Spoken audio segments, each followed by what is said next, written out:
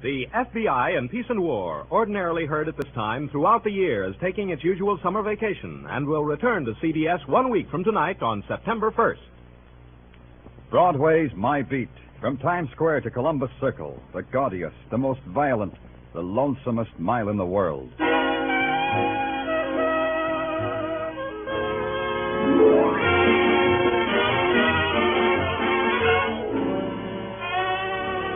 Broadway's My Beat, with Larry Thor as Detective Danny Clover.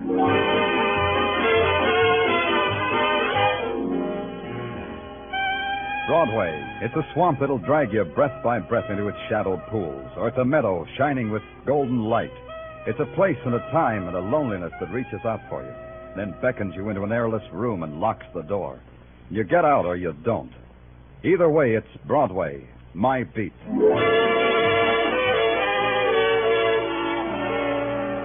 A man dies in silence and in dark, and the city sets up a shrieking clamor, and you're part of it. You ride a scream through the crowded, heat-heavy streets, and then you hit a dead end. And it's a building, and a room at the top of the building, and it's a man lying in the center of the room while other men take notes on the history of his dying. All right, Joe, get one from this angle, huh? Yeah, hold the light while I focus, will you? Hiya, Danny. Okay, that's good. Got it. Now get a shot of all that food. Oh, what a banquet this guy laid out for himself. Danny, come over here. This'll interest you. It never interests me, Doc. What have you got? Val Dane, the novelist. Ever read any of his stuff? No. Neither do I. The wife does, though. Says she's mad about him. But she went mad over Rebecca of Sunnybrook Farm. Let's have tea some other time, huh, Doc? Tell me about Dane. Yeah, well... Hey, first tell him about me, huh, Doc? Tell him about me. Oh, yeah. Danny, this is Clem Picasso. Yeah, that's who I am. Picasso. Picasso, haven't I heard your name someplace? Sure you have. Clem Picasso, the painter. I paint flagpoles. That's where it was. You were painting a portrait of a flagpole for Dane, is that it? No, you don't understand. I'm the real article. Let me tell you about me. Yeah. If it wasn't for me, you guys wouldn't even know Dane was dead. Tell me more about yourself. Well, I was painting a flagpole on top of this building, see? All of a sudden came a gust of wind. I grabbed hold of the pole, dropped my pail of paint right through that skylight there, see? I look for spilled paint. I find a dead man. That is the experience that happened today to Clem Picasso, flagpole painter. Unforgettable. It'll live in my memory, too. You got anything to add to that, Doc? Only this, Danny. This room is a fortress. Dane must have built it on top of his penthouse for a retreat. It's ventilated by an air conditioning system. The only source of outside light is that skylight, and that's at least 30 feet from the floor. Mm-hmm. There's no phone, and the room was locked and bolted from the outside. Dane couldn't get out. This place is bare. No writing materials, nothing. Yeah, like a tomb. Maybe he needed this kind of atmosphere to think. Maybe. All the boys found when they broke in here was Dane and that table, loaded with food, all jarred. Fruits, chicken, all sorts of good things to eat. What's the matter, Doc? You hungry? Just tell me how Dane died. He died of starvation, Danny. Huh? Yeah, all that food, and he died of starvation. Curious man, this Val Dane. Huh, Danny? I could have dropped it right there. Val Dane, I told myself, had committed suicide by starving himself to death, thereby obtaining new material for his next novel. That's what I told myself. That's how much sense it made. And that's why I couldn't drop it.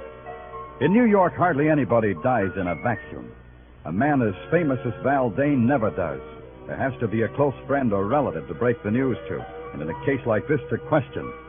It wasn't tough to find out that Val Dane had a wife, now divorced, and the city directory said she lived on West 79th Street.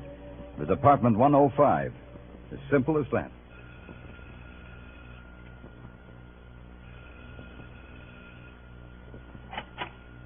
Yes, what is it? You're Mrs. Dane? Well, only approximately. Mr. Dane and I are divorced. I've kept his name for my son's sake. You're... Danny Clover. I'm from the police. Oh, how interesting. We've never had a caller here from the police. Won't you come in? Thank you. I do hope you'll stay until Jimmy comes home. Jimmy is my son, Mr. Clover. I'm sure he'd love to hear the experiences you'd have to tell him. In here, the living room. Yeah, that's quite a collection of glass toys there on the floor. Clowns, building sets, animals, and all in glass. Jimmy must be an unusual boy. Oh, yes, he is. That's all I have left in life, Mr. Clover. To make him happy. There's something I have to tell you that might make you quite sad. About Jimmy? No, it's about your former husband, Val Dane. He's dead. Oh, I'm so happy. Well, I mean, I'm relieved. I was afraid with Jimmy being on the street. Then it doesn't affect you, Mr. Dane's death? I think I should be more sad if I read in the papers that a man I never met had died at the age of 93. I see. No, you don't, really. How could I feel sorrow for Val Dane? He was a miserable 10 years thrust into my life. Why do you say that? Because he was a talented egoist. He cared nothing for Jimmy. Cared even less for me. We lived for him. He lived for Val Dane.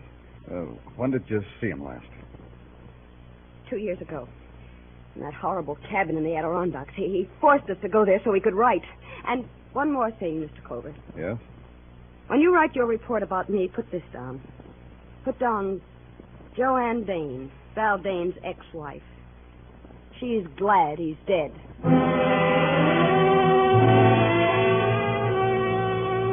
I didn't bother to tell Joanne Dane that her former husband had starved to death. I had a feeling she would have enjoyed that too much, and death doesn't need laughing at. But when I hit Broadway again, death was screaming at me in big black letters. Val Dane had become public property for a nickel a copy. You got the funny papers, too. I called headquarters and asked Sergeant Tartaglia if anything new had turned up. Something you have. Get back to your office right away, the sergeant said. There's a guy who wants to see you. He's hysterical. The sergeant wasn't kidding. Something in my office makes you laugh like that? The pollen, maybe? I can't help it. It's rich. It's the richest one I've ever heard. Okay, come out of it. Who are you? My name's Brooks, Lyle Brooks. Lyle Brooks, huh? Tell me gently, what's so rich? Oh, I think of it again, Lieutenant. I shall roll on your floor in continued convulsions of hilarity. And think of something real sad, like a right to the jaw, and tell me what's on your mind. Why, Val Dane starved to death. Don't you think that's funny? No? Well, I think it's funny. What tickles you about a man's death, Brooks? About Val's death? He was such a pig, and he starved to death. Well, that, Lieutenant, is humor. Category ironic humor. What's your interest in Val Dane's death? I'm his ghost. Ghost, huh? Tartaglia. Yeah, Daddy. Now, what do you want? Book this guy for impersonating a human. Hey, that's a serious... Right Huh? now. Tartaglia, book him. Well, sure. For impersonating a human, huh? Come on, you. Policemen have a sense of jest, too, I see. Come on, you. So I'll explain. I am Val Dane's ghost. You're doing it again, Brooks. His ghost writer. I did much of the writing, which is credited to our so literary Mr. Dane. That's why I came to give myself up. To give yourself up, huh? Did you have anything to do with this dying? Assuredly not. But you might think so. I hated him. Val Dane cheated me time and again. But this time was the biggest cheat of all. What's he talking about, Danny? I'm talking about The Great Fake, Val Dane's latest book. I wrote at least half of it, you know. Got no credit. Val said I would get credit. What are you trying to tell us? Just this. If Val Dane met with foul play in any way, I should head your list of suspects. Me and Cynthia, of course. We mustn't forget Cynthia. Oh, we can't forget her. Cynthia who? Cynthia Troy. Why, everybody knows she's the woman in The Great Fake. Heavens. Do you mean to say you haven't read the book, Mr. Clover? Mr. Clover hadn't, but Mr. Clover did. The Great Fake, new novel by Val Dane, available at your favorite bookstore, $3 the copy. I bought it, noted it carefully on my expense account, and went home and curled up with $3 worth of vitriol. Because that's what the novel was. A book of hate, a sneering book, a book without humor. There wasn't a person in it, only caricatures dipped in acid.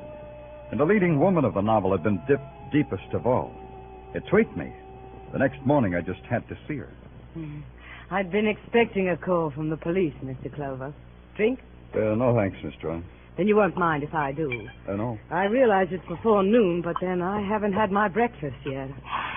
You sure you won't have a drink? Yeah, I'm sure. Just why had you been expecting a call from the police, Miss Troy? Because I have no doubt about your intelligence. One thing you must know in my business is never to underestimate anybody. You mind if I ask what your business is? The same as in Val's novels. I give parties, Mr. Clover. I arrange that the unfortunate rich be impressed by their leisure and their wealth. By opulent and clever parties, Mr. Clover. For an opulent price, Mr. Clover. Now the question, Miss Troy. Why were you expected, Mr. Clover? The answer is a question. How do you get a man to starve to death? I've been asking myself that. You think somebody got Val Dane to starve? Undoubtedly. Val Dane was a man whose only love was Val Dane.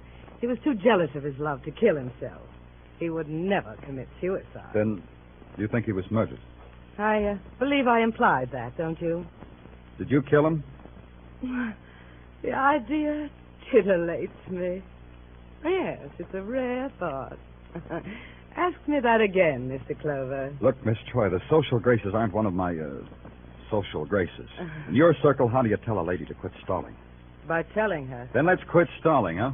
Very well. You've read Val's novel, yes? It made a fool of me, didn't it?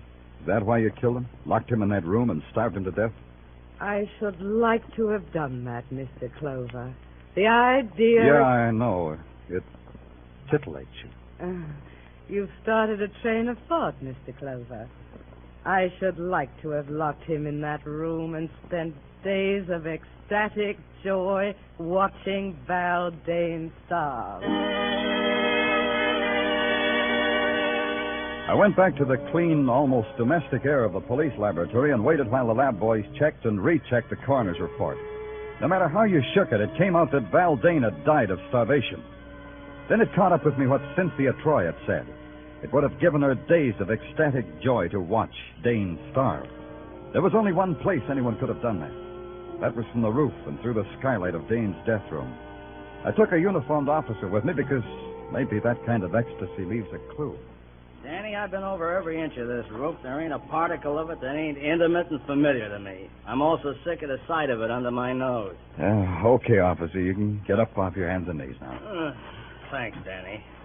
You know, Danny, maybe it'd help if you told me what it is we're looking for. I don't know. Threaded cloth, a cigarette butt, the smell of hate. The smell... Huh? Hey, Danny, you dizzy from the altitude or something? No. You can go now, officer. I won't need you anymore. Okay.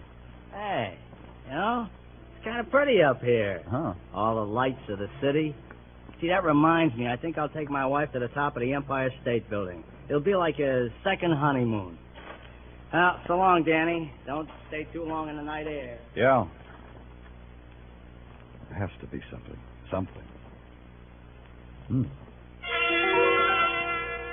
Didn't make sense what I saw. A piece of Scotch tape stuck to one of the panes of the skylight. I leaned down to examine it. And then there was something that did make sense. The sound of someone moving toward me.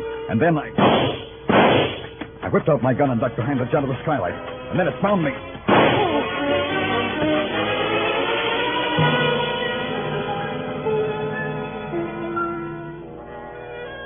When I woke, a sickly dawn spread itself over the roof and over me. I took inventory and found I was missing 2 items. A valuable hunk of skin from my right temple and a piece of Scotch tape. Just that. Scotch tape.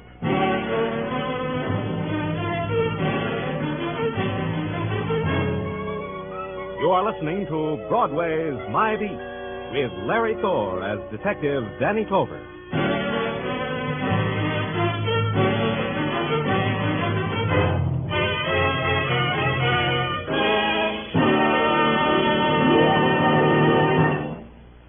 A thrill a minute. High-tension suspense from the word go. Dramatic excitement that builds and builds until it explodes in a smashing climax. That's Inner Sanctum, the great mystery show that's another of CBS top-notch Monday night programs. You'll find Inner Sanctum one of the most entertaining spots on your Monday night listening schedule. And remember, Lux Radio Theater returns next Monday, August 29th, for its 15th year of great dramatic presentations. Inner Sanctum, Lux Radio Theater, every Monday night over most of these same CBS stations. Now back to Broadway's My Beat.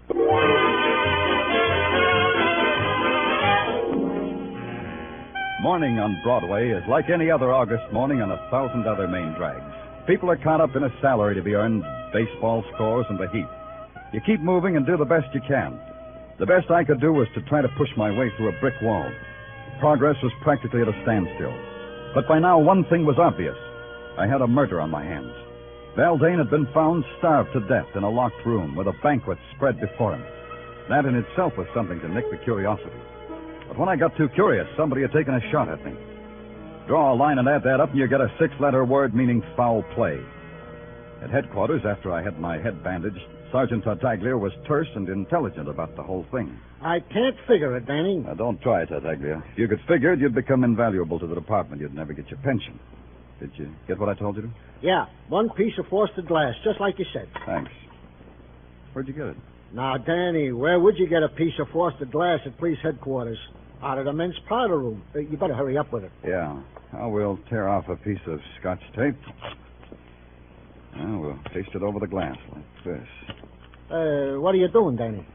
Pasting Scotch tape on frosted glass. It's the latest craze. Now we hold it up to the light. Look through it, Tartaglia. Get up close and look through it. Hey, you can see right through it. The part of the glass with the Scotch tape on it, you can see right through.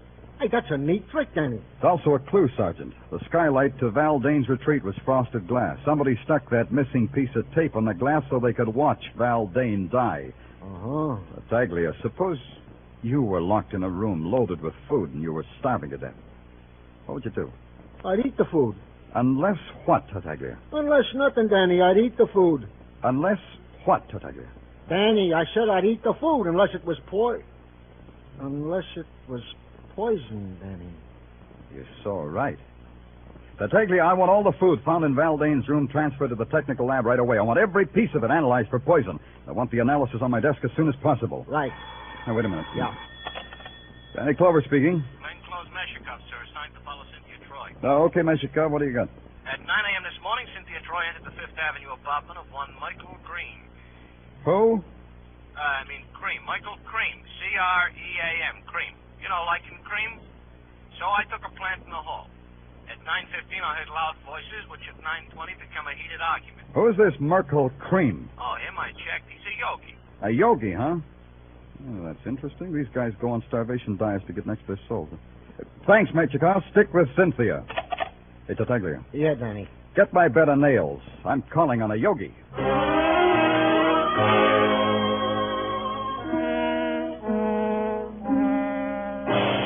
The yogi with a homogenized name, Merkel Cream, lived in a rich, creamy Fifth Avenue mansion with a high money-fat content. The outside stairs were covered with a thick layer of perfumed oriental carpet. When you rang, a girl made of copper with bells on the ankles of her bare feet and a jewel stuck in the middle of her forehead opened the door. With a scented arm, motioned you into the presence. The presence was a muscular man with the body of a professional football player, wearing a plumed turban and an imported English tweed loincloth. He sat in the middle of the floor, bathed in the celestial glow of a baby pink spotlight. And then the presence spake. You have come. Yeah, Mr. Cream, Speak not when I speak. You have come. You said that. You have come to attune yourself to the eternal harmony that lies 6 fathoms deep in the cosmic sea. You will go into the cleansing room. Huh? You will go into the cleansing room and there cleanse yourself and attire yourself in a loincloth. You will find a suitable array hanging from pegs. The panther skin for you, I think. Look, Mr. Have Cream... no fear. They are sterilized after each use. Now go, tortured one, go. Look, Cream, I'm not here to cross your palm with How silver. dare you speak to Merkel Cream thus? How dare you, savage? That's me. Look into your crystal ball and tell me why you should scream at a tortured one named Cynthia Troy and vice versa. How did you know? Don't answer. I will answer for you. You are omniscient, clairvoyant, like the me that is the true me. Like the me that is Danny Clover, New York police. I got a hunk of protoplasm named Meshikov who floats under windows and soaks up things like a fishwife's brawl between you and Cynthia. But you are clairvoyant. The Cynthia underneath Cynthia is a fishwife. She pays you to tell her that?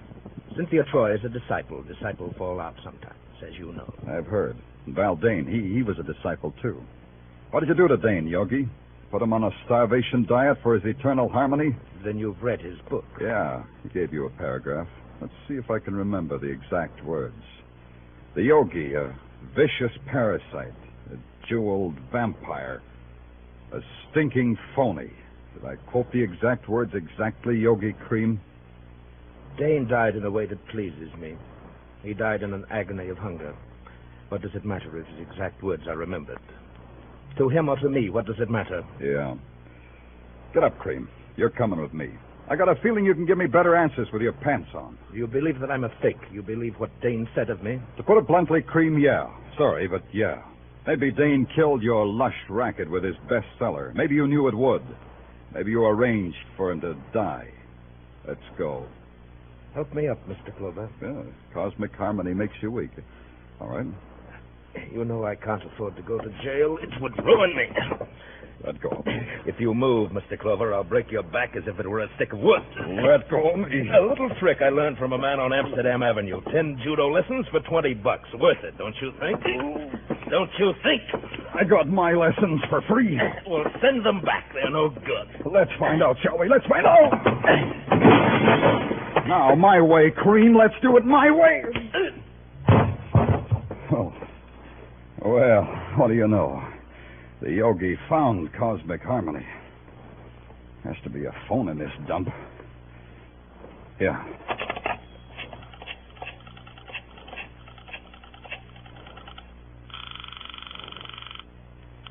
Headquarters, Tartaglia speaking. Tartaglia, this is Danny.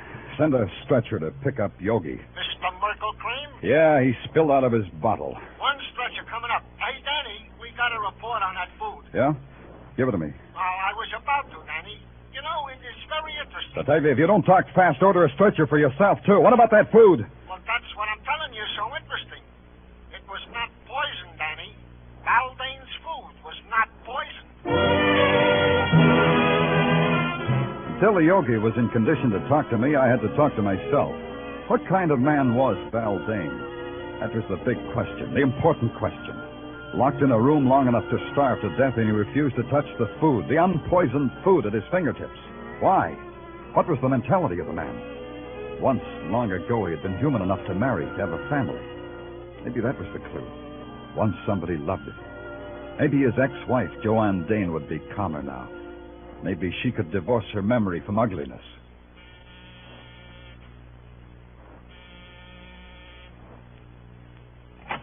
Yes? Who are you? I'm Danny Clover, police detective. Who are you? I'm the landlady. What can I do for you? I want to see Joanne Dane. Joanne's not in any trouble. She's a fine girl.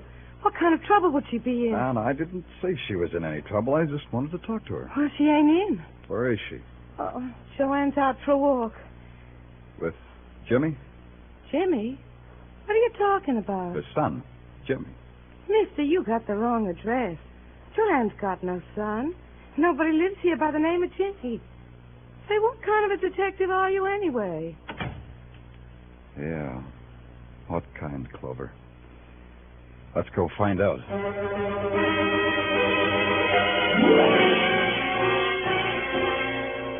Oh, here are the vital statistics you asked for, Danny. Yeah?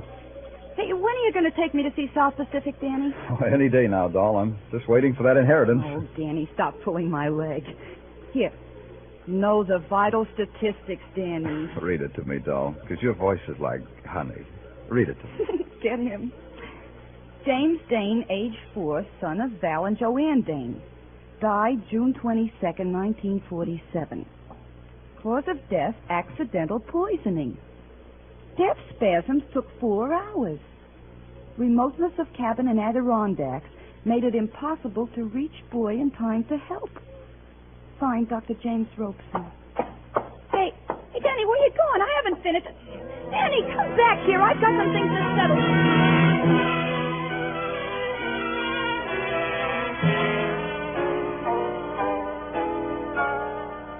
I was out when you called before, Mr. Clover. Yeah, I know. Joanne, your landlady said you'd gone for a walk. With Jimmy. Jimmy loves to walk on a sunny day like this. Where's Jimmy now? Out playing. Joanne, I asked you before. Now, don't lie. When was the last time you saw Val Dane? I won't lie. A few weeks ago, as I told you. A few weeks ago, yeah. Another question. Why did you go to see him? To ask him for money. I hated myself for it, but Jimmy needs clothes. You see, he'll be going to school this fall, and... I see. Joanne, did you take anything with you, anything that you gave to Val? Well, I don't think so. I can't remember that I did. Food? Why... food in jars, chicken, preserves, things like that? Well, now that you mention it, Mr. Clover, yes, I think I... Yes, Joanne, you told Val that food was poisoned, didn't you? Just before you left, just before you closed the door behind you. You told Val it was poison, didn't you, Joanne? What are you talking about? Just before you locked the door and bolted it behind you, you told him that. You pointed a gun at him and told him that. Why should I I do that? Joanne, listen to me. Jimmy is dead, isn't he? Jimmy dead?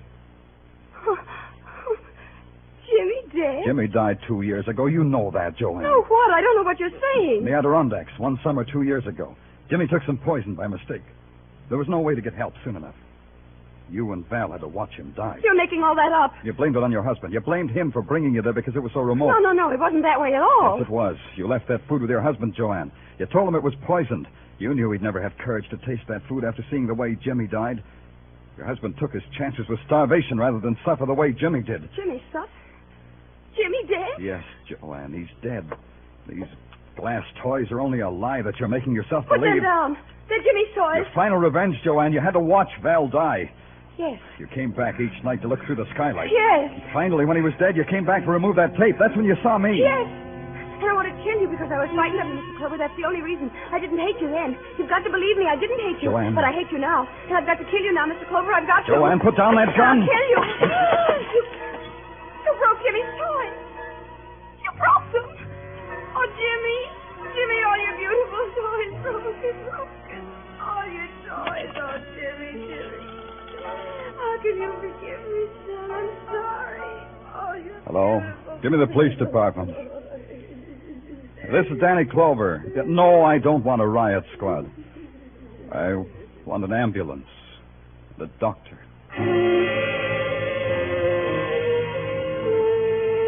It took 15 minutes for them to come, and in that time I watched the shadows soak up the remnants of her mind. How do you tell a woman her life is done? How do you fill it in reports? How do you make statistics out of it and file it in a ledger? How do you write sorrow as a number? How? Broadway's really living now. It's got a creamy yogi back in circulation. Cynthia is throwing a marvelous party for Patrolman Mishikev. And the ghost, Lyle Brooks, he's haunting another author. Broadway's jaunty now, and it wears a chip on its shoulder. It's flexing its muscles and daring the nighttime. And before it's over, it'll tear itself apart and laugh at its own agony. It's Broadway, the gaudiest, the most violent, the lonesomest mile in the world. Broadway, my beat.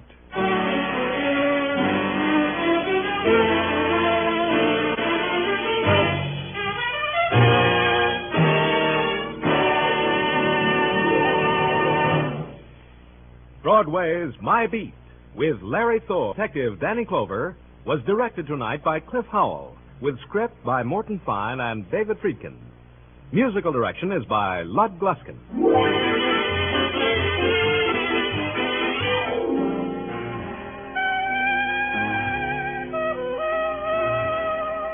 That man is coming back again.